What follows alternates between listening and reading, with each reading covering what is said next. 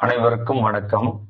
கடைசி பதிவுல ஆணிமாண்டவிய ரிஷி தர்மதேவனை சபிச்சத பத்தியும், அந்த சாபத்தின் காரணமா தர்மதேவன் ஒரு பணிப்பெண்ணின் வயித்துல விதுரரா பிறந்தத பத்தியும் பார்த்தோம். இனி அடுத்து என்ன நடந்ததுன்னு பார்க்கலாம். அஸ்தினாபுரத்துல திருதராஷ்டிரன், பாண்டு, விதுரர் ஆகிய 3 பேரும் பிறந்த பிறகு குரு ஜாங்கலம், குரு தேசம், குருஷேத்திரம் அப்படிங்கிற 3 ஊர்களும் செழிப்படையுது. பூமி நல்ல விளைச்சலை கொடுக்குது. விளைந்த பயிர்கள் மிகுந்த பலனை கொடுக்குது. மழை தவறாம பொழியுது. மரங்கள் எல்லாம் பூ காய் கனியோட நிறைஞ்சி காணப்படுது. யானைகள், குதிரைகள் போன்ற மிருகங்கள் எல்லாம் உற்சாகமா காணப்படுது. பறவை இனங்கள் ரொம்பவே மகிழ்ச்சியோட வாழுது. மலர்கள் மிகுதியான மனம் கொண்டதாகவும், பழங்கள் மிகுதியான சுவை கொண்டதாகவும் இருந்துச்சு. நகரங்கள் தொழிலாளர்களாலும், முதலாளிகளாலும், வியாபாரிகளாலும் நிரம்பி வழிஞ்சது.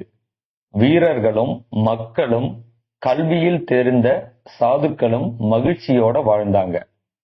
அந்த தேசங்கள்ல வாழ்ந்த மக்கள் யாரும் திருடர்களாகவோ பாவம் செய்பவர்களாகவோ இருக்கல. மாறாக தர்மம் செய்பவர்களாகவும், யாகங்கள் செய்பவர்களாகவும், சத்தியத்தை விடாதவர்களாகவும், மிகுதியான அன்பு நிரம்பியவர்களாகவும் இருந்தாங்க. தர்மமே அவங்களுக்கு மேலான விஷயமா இருந்துச்சு. அகங்காரமும் கோபமும் பொருளாசையும் இல்லாம ஒருவர் மீது ஒருவர் அன்பு கொண்டு நேசத்தோட வாழ்ந்தாங்க. மாட மாளிகைகளும் கூட கோபுரங்களும் பல்வித அரண்மனைகளும் நிறைந்த அஸ்தினாபுரம் தேவேந்திரனின் இந்திரபுரிக்கு ஒப்பாக விளங்கியது.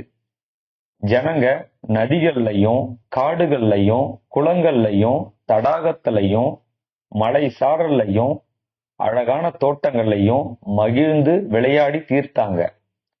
தேவர்களை விட, ரிஷிகளை விட தாம் மேம்பட்டவர்களா இருக்கணும் அப்படிங்கிற நல் எண்ணத்தோட மக்கள் வாழ்ந்தாங்க. அந்த ஹஸ்தினாபுரத்துல ஒரு ஏழை கூட இல்ல. பெண்கள் யாருமே விதவைகள் ஆகல. பீஷ்மர் எல்லா இடங்கள்லையும் குளங்களையும், ஏரிகளையும், தோட்டங்களையும்னு மக்களுக்கு தேவையான எல்லாத்தையுமே ஏற்படுத்தி கொடுத்தாரு.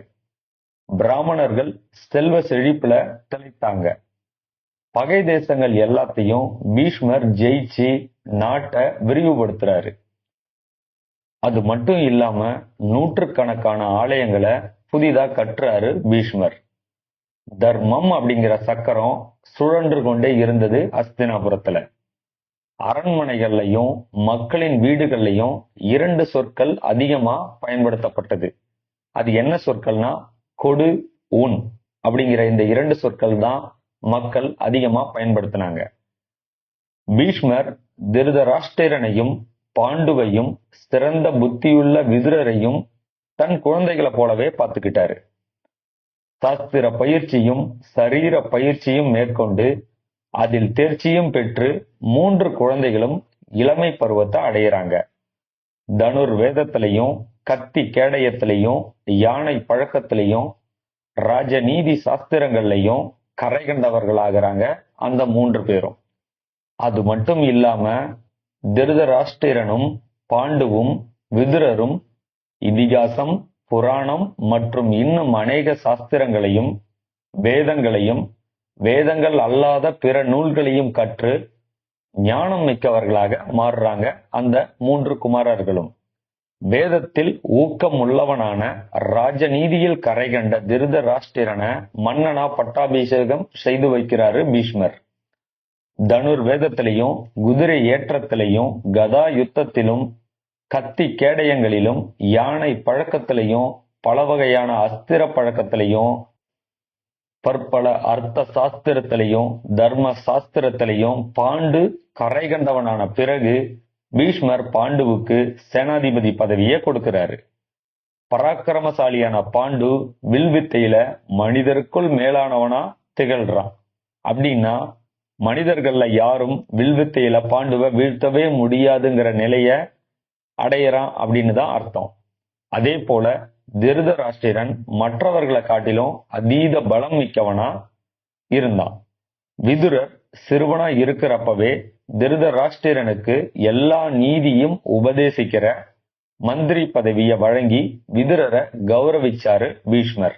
எல்லா சாஸ்திரங்களையும் நுட்பங்களையும் எளிதாக கற்றவரும் யூகிப்பதில் வல்லவருமான விதுரர் இளமை பருவத்திலேயே சாஸ்திரத்தால் கட்டுப்பட்ட மனதினை கொண்டு உலகத்தையே தெரிஞ்சுக்கிறாரு. விதுரருக்கு ஒப்பான தர்மவானும் அவரை போல தர்மத்தை அறிந்தவனும் உலகத்திலையும் யாருமே இல்ல. விதுரருக்கு நிகரா ஒருத்தரும் தர்மத்தை சிறப்பா அறியலன்னு தான் சொல்லணும். தர்ம சாஸ்திரத்துல விதுரருக்கு நிகர் விதுரர் மட்டும்தான். இப்படி 3 குமாரர்களும் தனித்தனியான திறமைகளோட திகழ்ந்தாங்க. திருதராஷ்டிரன் உடல் பலத்துல யாராலையும் வீழ்த்த முடியாத அளவுக்கு சிறப்பானவனா திகழ்றான். அதே போல பாண்டு வில்வித்தையில அவனை யாருமே வீழ்த்த முடியாதுங்கிற சிறப்பான நிலைய அடையிறான். அதே போல தர்ம சாஸ்திரத்துல விதுரருக்கு நிகரா யாருமே இல்ல அப்படிங்கிற நிலைய விதுரர் அடைகிறாரு. இப்படி அழிவின் விளிம்புல இருந்த சந்தனு மகாராஜாவோட வம்சம் இப்போ இந்த 3 குமாரர்களாலையும் மீண்டும் துளிர்விட்டு வளர்ச்சி அடையுது. வீரர்களான புத்திரர்களை பெற்றதால காசிராஜனின் பெண்கள் இருவரும் பெண்கள்லயே சிறந்த பெண்கள் அப்படின்னு மக்களால போற்றி புகழப்படுறாங்க. அதே போல தேசத்துல சிறந்த தேசம் குரு தேசம் அப்படின்னும், நகரங்கள்ல சிறப்பான நகரம்னா அது அஸ்தினாபுரம்னும் மக்கள் போற்றி புகழ்றாங்க. ஆனா சில காலத்துக்கு பிறகு ஹஸ்தினாபுரத்துல ஒரு மாற்றம் நிகழுது.